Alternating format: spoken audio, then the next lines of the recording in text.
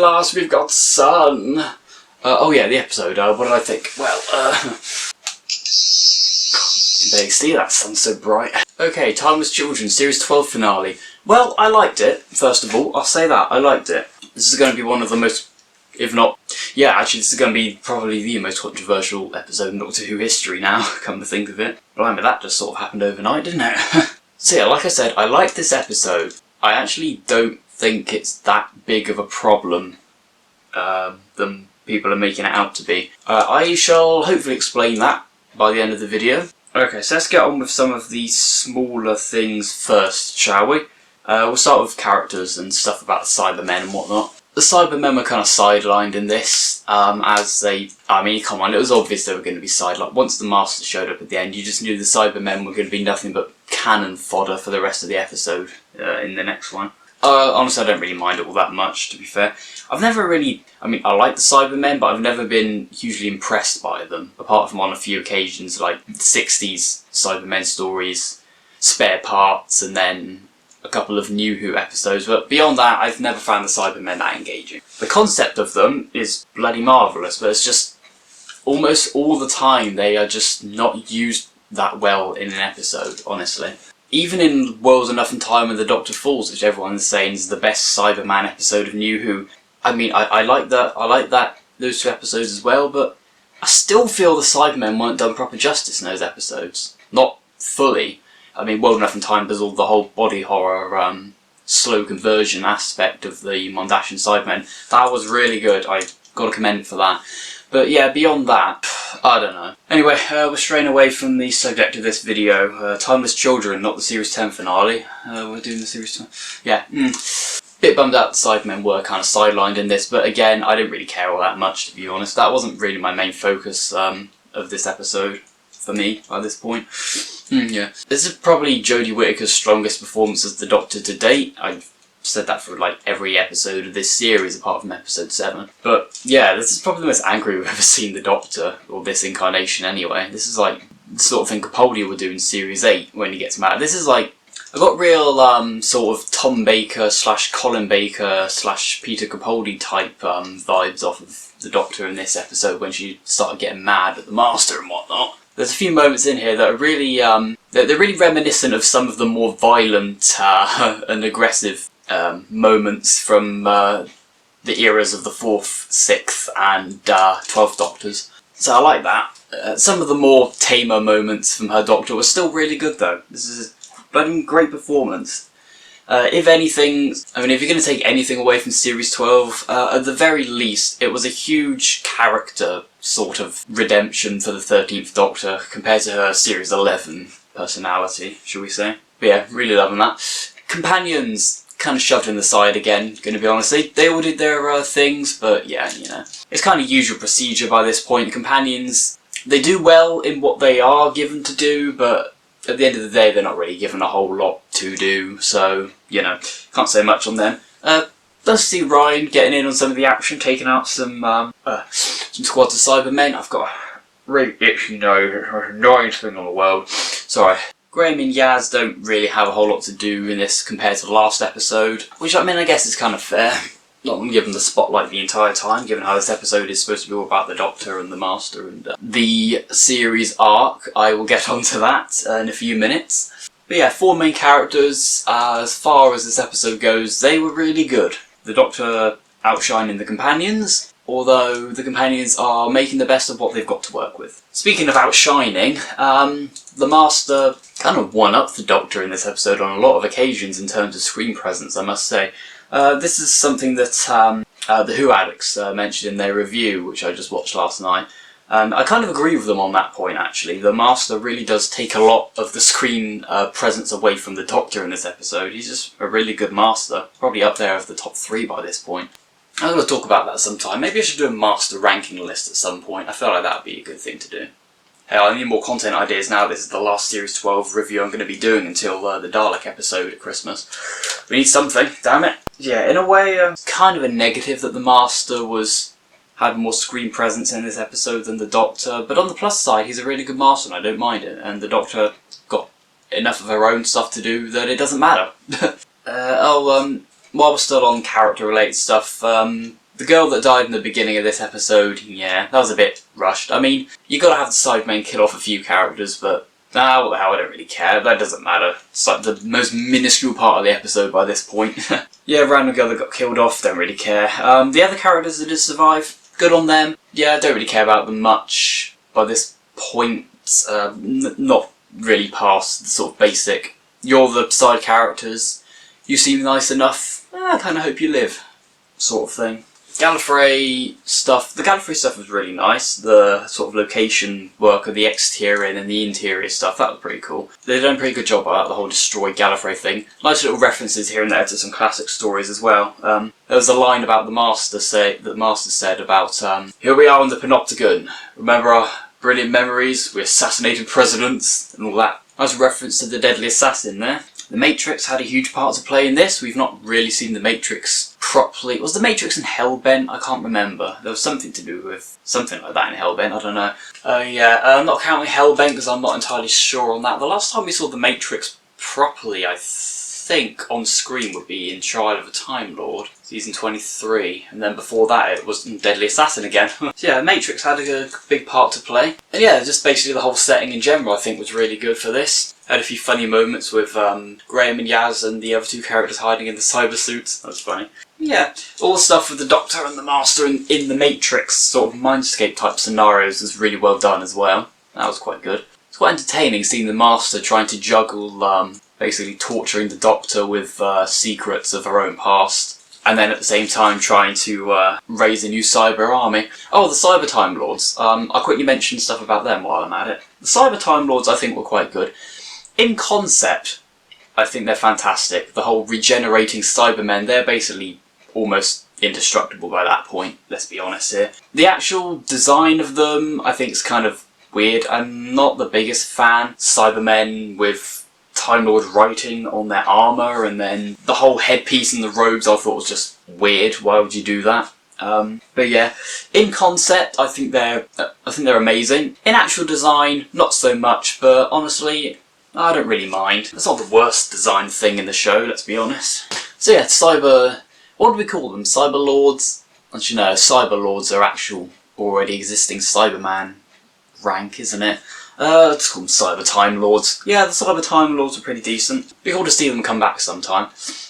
Oh yeah, the Master's not dead. The Master is definitely surviving that ending where the old guy blew up the thing with the whole organic destruction bomb, death particle type thing. As to whether any of the Cyber Time Lords survive along with him, I don't know. We'll see.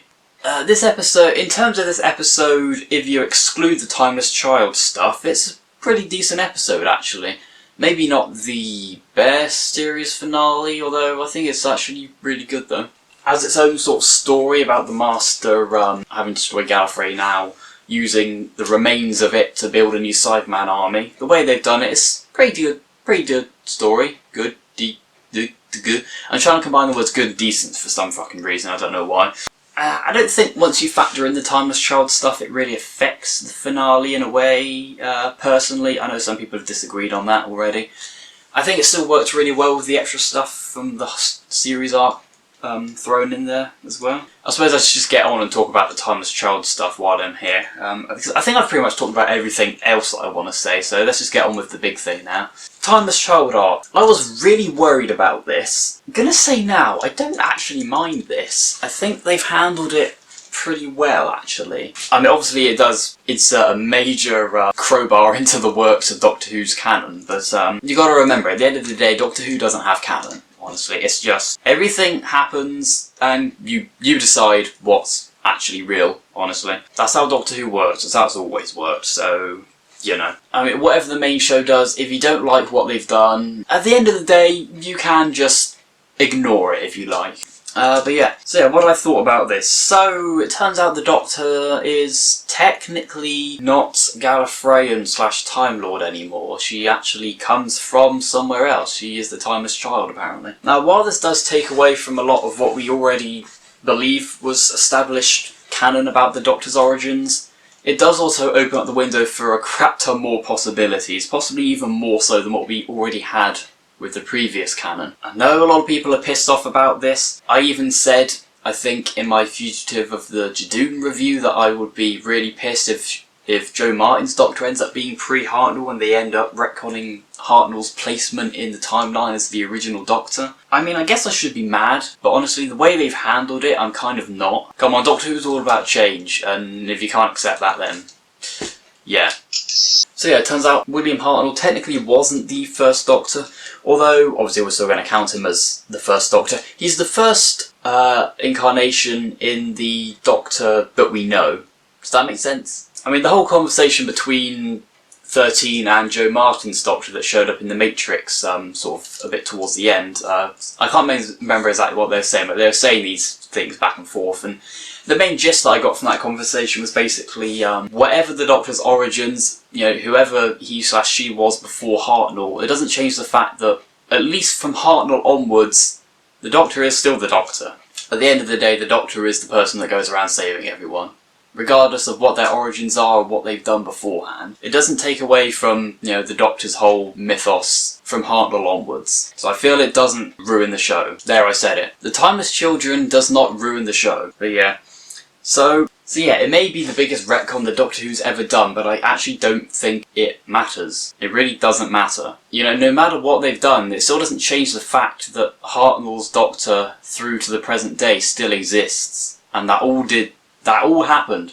Ever since Unearthly Child, it's all happened. You know, it's all been the Doctor's genuine actions and beliefs in play there, so it doesn't change that. It just means we have an extra layer of mystery to the character, which is kind of a good thing. It's called Doctor Who. The whole point of it, ever since the 60s, it's all been about the mystery of the Doctor's character. We've never known fully about who he is. And I suppose a lot of people could argue that over the years, both the Doctor and the Time Lords have gotten less interesting and less mysterious because of how much more we've learnt about them. This just really throws a crap ton more mystery on top of the Doctor. I think, gonna be honest, we kind of needed to have more mystery around the Doctor by this point. I think it's a good thing. Well, maybe not necessarily needed. We could have taken or left this stuff, but I think now that we do have it, I think it was for the best. It was a good choice. So yeah, I don't mind this, honestly. I think it's a pretty cool possibility now, actually. I mean, there's still questions left unanswered. You know, we've been given answers to things. We've been given these apparent facts now about the Doctor's secret origins and everything, but we still don't know a lot of things. Like, yeah, okay, the Doctor is descended from this Timeless Child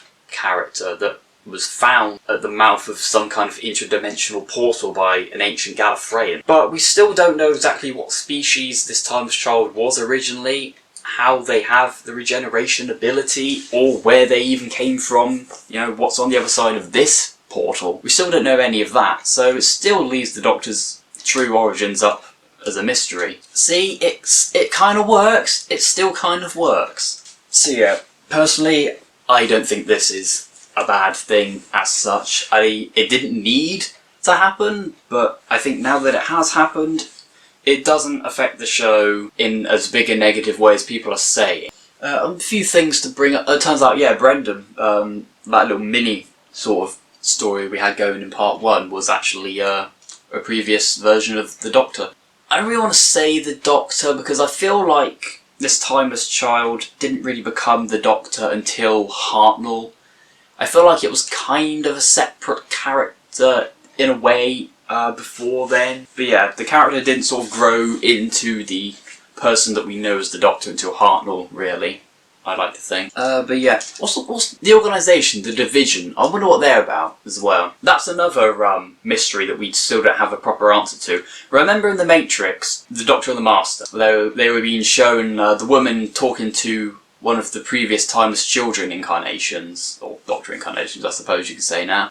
They said, I think they said something along the lines of, I propose a... and then it cuts off. And then the Master is like, all information from here on out has been erased from the Matrix. I'm sorry, I don't know what else they were going to say. So I can't remember exactly what the conversation was, but I remember thinking to myself, that's something that they could bring up next series. It seems like there was some kind of sort of plan going on between the Division and an earlier Doctor cycle, perhaps. So it'd be interesting to see if they bring that up again or not. I probably hope they do. I want to know more about this. So yeah, that's something that they could bring up. The expunged data, what the Division were planning with the earlier Doctors. I guess this makes the Morbius Doctors canon as well. Also, I think the Division are an entirely new organisation. I think they're separate from the CIA. If you don't know, the Gallifreyan CIA is short for Celestial Intervention Agency. It's an organisation that exists. It's very prevalent in the expanded universe, especially in the 8th Doctor's audio, the 8th Doctor's earliest audio plays for Big Finish specifically, as far as I know anyway. I don't think it's ever really been put into the TV show, I'm not sure, but yeah, that's the thing that exists. But I think the Division is separate from the CIA. Oh, there's just so much fucking lore-related stuff that I'm really interested in now. But yeah, we'll just have to see how this all pans out, I guess. At the end of the day, I don't mind this Timeless Child arc. I think I've talked about it for long enough by this point. I'm one of the ones that likes it. I don't mind it. I don't think it necessarily needed to happen, but I think it was handled about as well as it could have been. I know there's people out there that hate this idea. Fair enough, if you just want to forget about it, that's fine. We'll wait and see what they do with it next series, if anything. It seems kind of a weird place to end it without explaining more. There are still more things that can be answered, and I hope some of them at least are for Series 13 and beyond, hopefully. Chibnall does have this whole 5-year plan apparently, so if this isn't like the main focus of this whole 5-year plan, then I will be really surprised. I'll be surprised if this was just a one-off for this series and then he goes off and does something completely different for the next 3 series or something. Okay, so enough about the Timeless Child. You get the gist of what I think of that now. That cliffhanger, something we can round this video off with, talk about the cliffhanger at the end. I didn't expect that. I thought it would be just... I thought it would either end with the Doctor and the TARDIS going off to find the companions, and they would either end the episode with her finding the companions and they'd all meet up and go off at the end, or it would end with the Doctor on her way to meet the companions, but we wouldn't actually see her meet up with them, and then it would say like the coming this Christmas or whatever, the Dalek episode, which, Revolution of the Daleks, looking forward to that. It sounds like they could be bringing back the Dalek Civil War, which I'm, fingers crossed, really hoping for. No, the cliffhanger ended with the Jadoon taking the Doctor prisoner and sticking her in that space prison, apparently for life, so that's, yeah, gonna be a while. That came out of nowhere, I kind of forgot about that. Of course, the Jadoon, I guess, yeah, logically, after Fugitive of the Jadoon, Joe Martin's Doctor escaped, they would still be looking for the Doctor. That's another mystery that we don't have the answer to. The Gallifreyans hired the Jadoon to search for the Doctor in Fugitive of the Jadoon. We don't know why. We still don't know exactly why they want the Doctor now, or where those Gallifreyans even came from, come to think of it, because Gallifrey is destroyed, so there's just a lot of timeline fuckery going on here that I hope to God they explain at some point in the near future. Interesting to see where this is going to go. Nice little cliffhanger. It's been a while since we've actually ended a series on a proper cliffhanger as well. So there's Daleks coming this Christmas. The companions are back on Earth with these other characters that are going to try and settle into the 21st century. Daleks are coming and the Doctor's in prison. This is going to be interesting. Oh, one thing I want to mention. People have been saying about this Timeless Child has basically got infinite regenerations now, which kind of means the Doctor has infinite regenerations. And always has. A lot of people have been saying this kind of ruins a lot of things. You know, the whole time of the Doctor, where the Doctor ran out of regenerations and the Time Lords had to grant him another cycle. A lot of people have been saying that this now makes that whole scenario redundant, because apparently the Doctor can just regenerate infinitely now. I like to think that the Doctor can't regenerate infinitely willingly by herself. She still has the 13 lives limit that all Time Lords have. It's just that, I mean, up until Hartnell, the Time Lords always willingly instigated a cycle reset, or whatever you want to call it, because, you know, they regress the Doctor back into a child on probably more than one occasion. I don't think Hartnell was the first cycle reset, let's be honest here. I think it's the Time Lords that cause her to reset in a cycle and give the Doctor another regeneration cycle. So the Doctor did actually still need the Time Lords to reset the cycle at the end of Time of the Doctor. I don't think it's something that the Doctor